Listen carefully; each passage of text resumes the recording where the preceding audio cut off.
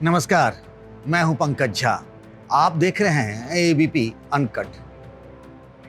ऐसा वक्त आ गया है कि कुछ लोगों की किस्मत में बस का सफर भी उनके नसीब में नहीं है, उनके लिए मुमकिन नहीं हो पा रहा। हजारों ऐसे लोग हैं जो पैदल ही अपने घर की तरफ चल पड़े।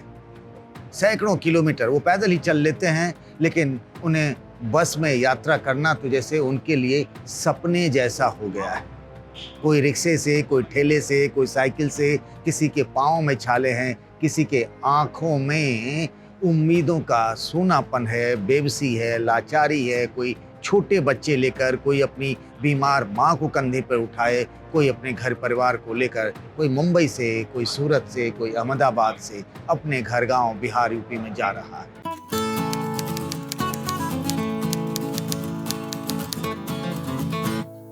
देखिए, किसी ने सोचा था कि बस की सवारी भी इतनी मुश्किल भरी या फिर इतनी नामुमकिन, असंभव सी जैसी लगने लगेगी, लेकिन ऐसा ही है।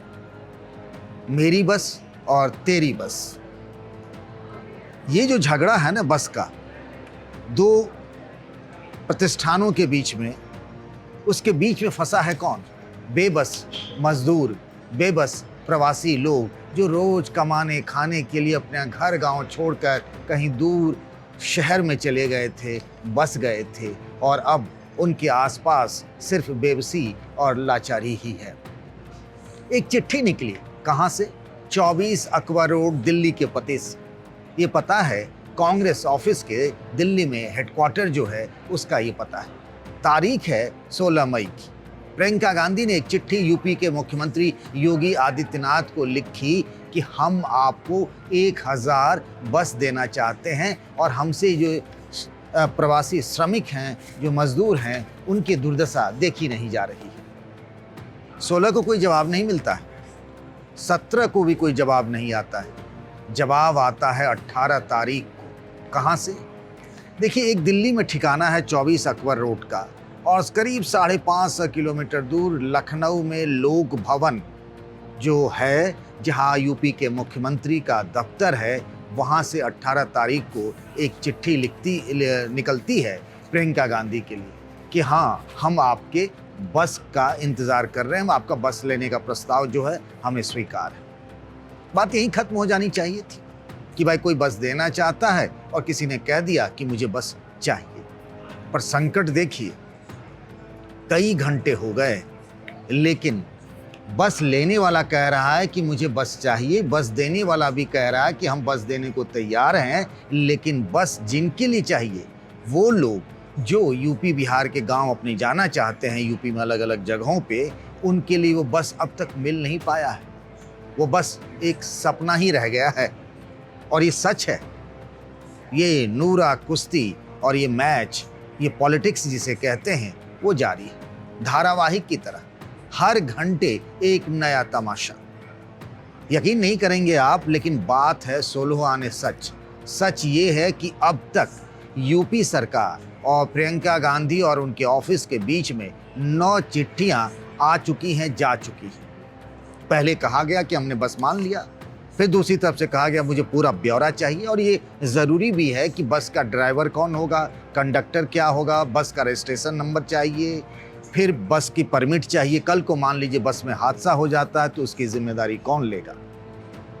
फिर कहा गया रात के 2:30 बजे तक यूपी सरकार की चिट्ठी चलती है, और 2:30 बजे तक प्रियंका गांधी का जो 35 तुगलक रोड में जो उनका दफ्तर है, घर है, वहाँ से भी चिट्ठी का जवाब आया जा रहा है उनके जो निजी सचिव हैं संदीप सिंह की तरफ से। और हालत ये है कि अब तक जिन लोगों को बस मिलना था वो नहीं मिला हुआ है, और हर तरफ से राजनीतिक अखाड़ा बिछा हुआ है। ये बसें आखिर गई कहाँ, आप जानना चाहते होंगे। ये कहा गया आखिर में यूपी सरकार की तरफ से कि 500 बसें आप नोएडा को दोपहर 12 बजे 19 तारीख को अब दे दें, और इतनी ही यानी 500 बसें आप गाजियाबाद में डीएम को दे दें, और फिर हम अपने उसमें लोगों को, प्रवासी मजदूरों को बिठा कर जाएंगे। कांग्रेस ने भी एक पेच फंसाया। उसने कहा कि भाई आप भी जो इस बस में सवार होंगे, उन यात्रियों की एक लिस्ट तैयार रखें। बिल्कुल सबकी अपनी अपनी डिमांड है, और इन डिमांड के बीच में उनकी डिमांड की क्या, जो पिछले कई हफ्तों से इंतजार कर रहे हैं जो जहाँ हैं परेशान हैं, खाना पीना भी नहीं मिल पा रहा है, वो अपने घर गांव लौटना चाहते हैं। ये सबको पता है, पूरा हिंदुस्तान इस बात को देख और समझ रहा है और दुनिया भी देख रही है, लेकिन हालात जस के तस बने हुए। फिर नई कहानी आई।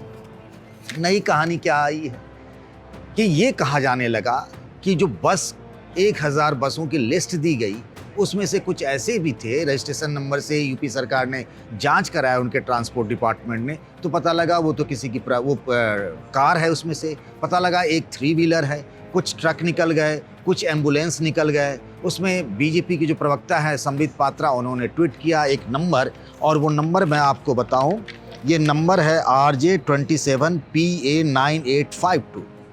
उन्होंने कहा कि ये तो एम्बुलेंस है। अब कांग्रेस पार्टी की तरफ से इसी नंबर के रजिस्ट्रेशन नंबर की पड़ताल की गई और ये दावा किया जा रहा है कि एम्बुलेंस नहीं है, ये बस है। कांग्रेस वालों ने भी ट्वीट किया, संबित पात्रा ने कहा कि ये एम्बुलेंस है। तो ये दोनों तरफ से आरोप और प्रत्यारोपों का सिलसिला जो है वो लगातार चल रहा है बस को लेकर के कि आखिर क्या किया जाए। 16 मई को इस बात की शुरुआत हुई थी, बस के ड्रामे की, सियासी ड्रामे की। एक तरफ यूपी के मुख्यमंत्री योगी आदित्यनाथ हैं, दूसरी तरफ कांग्रेस की महासचिव प्रियंका गांधी वाड्रा, और वो यूपी की प्रभारी भी हैं। कुछ लोगों का ये भी कहना है, समाजवादी पार्टी, अखिलेश यादव की पार्टी और मायावती की पार्टी बीएसपी, कि कहीं ये फिक्स मैच तो नहीं है कांग्रेस और बीजेपी के बीच में, कि ये दोनों जो क्षेत्रीय पार्टियां हैं आज की तारीख में ही नहीं, पिछले कई सालों से ये यूपी में इन दो कांग्रेस के मुकाबले दोनों पार्टियां बहुत मजबूत हैं।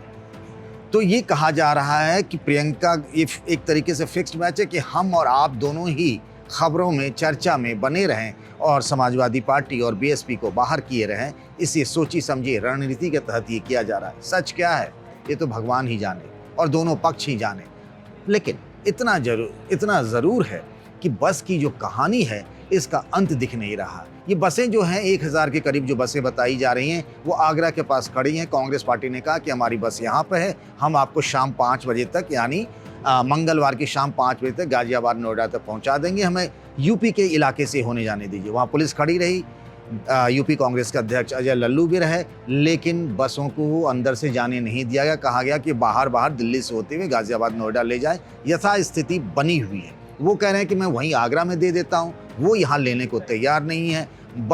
बसों की जो लिस्ट है उसमें कुछ दूसरी तरह की गाड़ियाँ आ गई हैं। यही नहीं, दोनों तरफ से, कांग्रेस की तरफ से और योगी आदित्यनाथ की टीम की तरफ से ट्वीट सोशल मीडिया पर भी कल से ही, यानी सोमवार से ही, सोमवार मंगलवार को लगातार जो है अलग अलग हैशटैग से अपनी अपनी बातें कही जाती रहीं। प्रियंका गांधी का बस घोटाला, किसी ने हैशटैग पर ट्रेंड करा दिया, योगी आदित्यनाथ का अत्याचार। तो दोनों तरफ से विशुद्ध रूप से अगर कहें तो पॉलिटिक्स का खेल जारी है। लेकिन वो लोग जो 25 मार्च को देश में लॉकडाउन हुआ तब से अपने घर लौटना चाहते हैं, जिनके लिए ट्रेन से नहीं जा पाना मुमकिन हो पा रहा है, जो किसी भी तरीके से ट्रक में, ट्रॉली में, ऑटो में, रिक्शा में, साइकिल पर निकल पड़ते हैं, उनके लिए ये बस की सवारी, बस का सफ़र आज भी एक सपना है। आप भी सोचिएगा, और जो लोग मेरी बस और तेरी बस को लेकर के अपनी राजनीतिक बेबसी दिखा रहे हैं, वो भी ये सोचेंगे कि आखिर जिनको इस बात की ज़रूरत है बस की, आखिर उन्हें क्यों नहीं बस मिल पा रहा।